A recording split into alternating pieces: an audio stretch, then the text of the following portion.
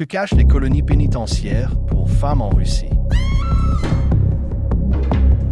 Quelles horreurs se déroulent à l'intérieur des prisons? Comment les femmes en colonies pénitentiaires se passent-elles des hommes? Découvrez tout cela dans cette vidéo. Selon les statistiques, 50% des femmes dans les colonies pénitentiaires purgent une peine en vertu de l'article 228 trafic de stupéfiants. En général, il s'agit de jeunes femmes qui trouvaient un emploi sur Internet en effectuant des livraisons de ce qu'on leur présentait comme de la lessive en poudre blanche.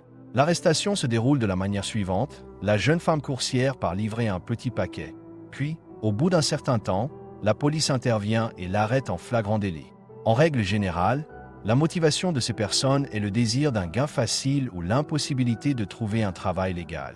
Ensuite, la suspecte est conduite au commissariat, où elle est interrogée par un enquêteur qui tente de lui arracher des aveux afin de pouvoir, plus tard, utiliser ses propres paroles contre elle devant le tribunal.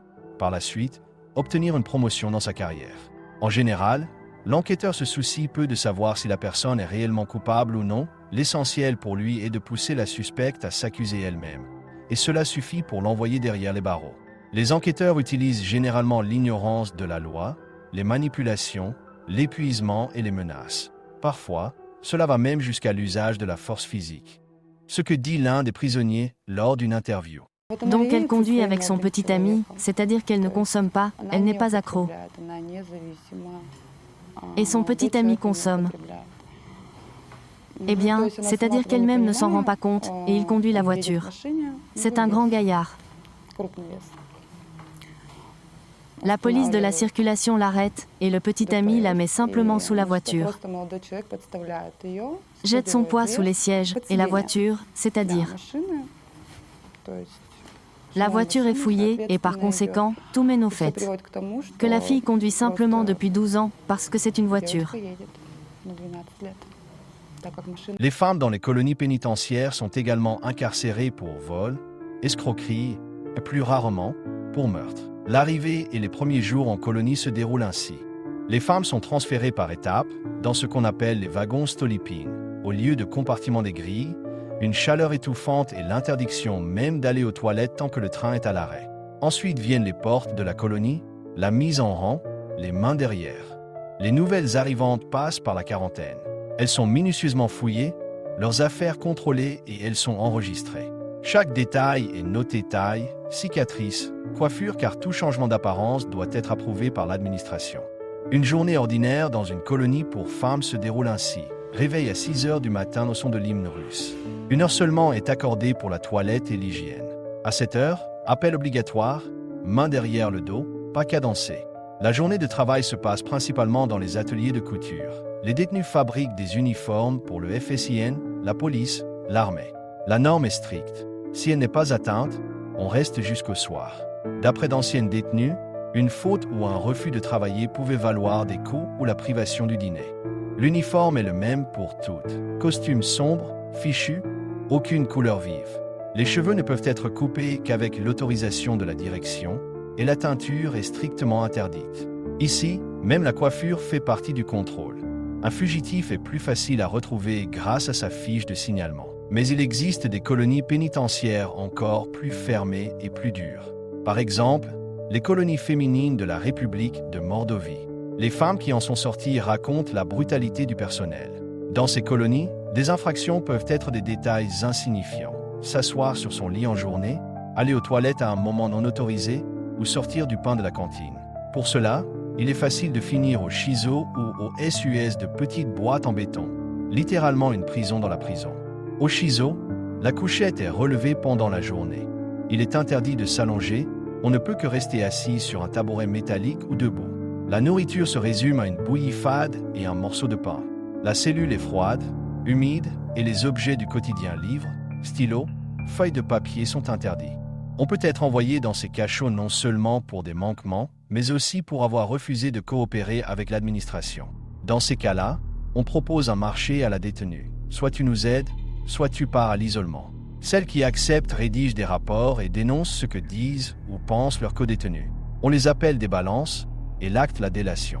Certaines y consentent non seulement sous la menace de représailles, mais aussi pour un appel téléphonique supplémentaire, une tablette de chocolat ou toute friandise absente en prison.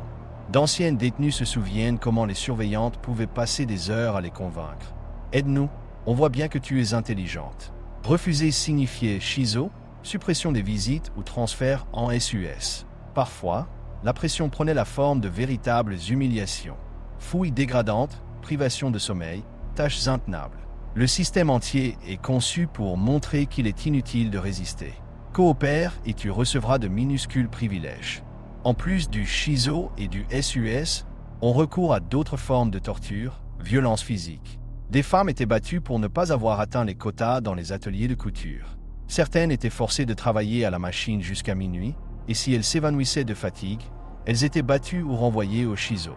La sanction la plus douce consistait à interdire les appels aux proches. Ces pratiques sont illégales, mais restent généralement sous silence et c'est pourquoi elles perdurent.